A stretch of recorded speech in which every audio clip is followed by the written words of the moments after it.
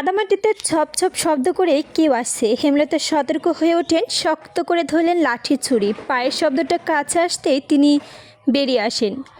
অন্ধকারে মুখ পরিষ্কার নয়, আন্দাজে ছুঁড়ে মারলেন হাতের লাঠি। লাঠিটা বেশ ভালোভাবে পড়ল সামনে থাকা ছায়াটির উপর।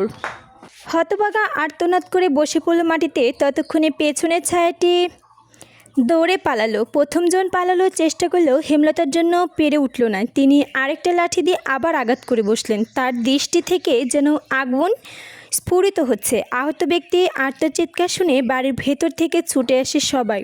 টর্চের আলোতে চারদিকে আলোকিত হয়ে ওঠে। হেমলতা স্বাভাবিক ভঙ্গি নিয়ে দাঁড়িয়ে আছেন। তিনি যেন জানতে ছায়াটিরই আসার কথা ছিল। আজই শুটিং দলের বাড়ি থেকে বের করবেন, তবে শান্তি হই। হুল্লোড় শুনে পদ্মজা, প্রেমা, মুন্না বেরিয়ে আসে। পূর্ণা ঘরেই রইল। চোখের সামনে ডিরেক্টর আবু জাহেদকে দেখে চমকে গেল পদ্মজা। আর ঠিক তখনই কৈথুকে যেন আগমন ঘটল মোর্শেদের। আবুল জাহেদকে আহত অবস্থায় দেখে সবাই চমকে গেল। তার কপাল বেড়ে রক্ত ঝরছে। ফার্স্ট এইড বক্স আনতে একজন দৌড়ে যায় বাড়ির ভেতর। লিখন কিছু সময়ের জন্য থমকালো। আবু জাহেলের ক্ষতটা ব্যান্ডেজ করার পর তাকে একটা চেয়ারে বসতে দেওয়া হলো। হেমলতা এক হাতে লাঠিতে ভর দিয়ে স্বাভাবিক ভঙ্গিতে দাঁড়িয়ে আছেন।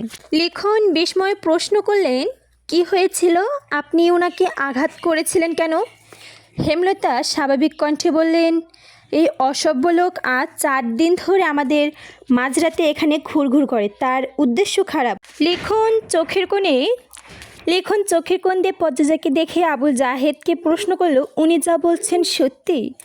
আবুল জাহেদ গমগম করে উঠল, এখানে আমি আজই প্রথম এসেছি। ঘুম আসছিল না, তাই হাঁটতে হাঁটতে চলে এসেছি। বলা নেই কওয়া নেই হুট করে উনি আক্রমণ করে বসলেন। কি ব্যথা! কপালে হাত রাখল সে। হেমলতা প্রতিবাদ করে দৃঢ় স্বরে, ভুলেও মিথ্যা বলবেন না। আবু জাহেদ কিছুতেই তার উদ্দেশ্য স্বীকার করল না।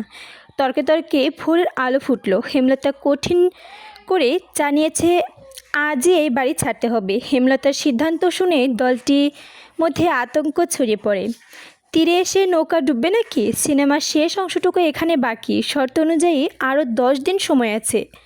দলের একজন বয়স্ক অভিনেতা এই সিদ্ধান্তে প্রতিবাদ করলে হেমলতা জবাব দিলেন, আমার 3টা মেয়ে নিরাপত্তা দিতে পারবেন?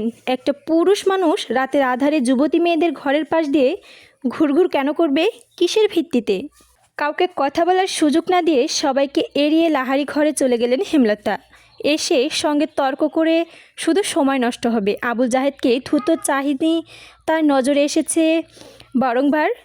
প্রথম রাতে পায়ের আওয়াজ শুনে চিনতে পারেননি। পরদিন সন্দেহের তালিকায় থাকা 4-5 জনকে অনুসরণ করে তিনি নিশ্চিত হন রাতে যে লাহারি ঘরের পাশে হেঁটেছিল, ধানগড়ের পাশে পলিথিনে কাগজ দিয়ে ঢাকা তুষের স্তূপ রাখা আছে।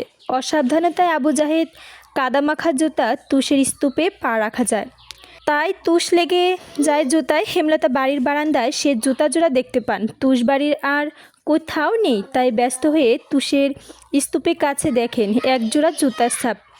সেই জুতা যখন আবু জাহেদ পরল, তখন পুরোপুরিভাবে নিশ্চিত হলেন শেয়ালটা আসলে কে।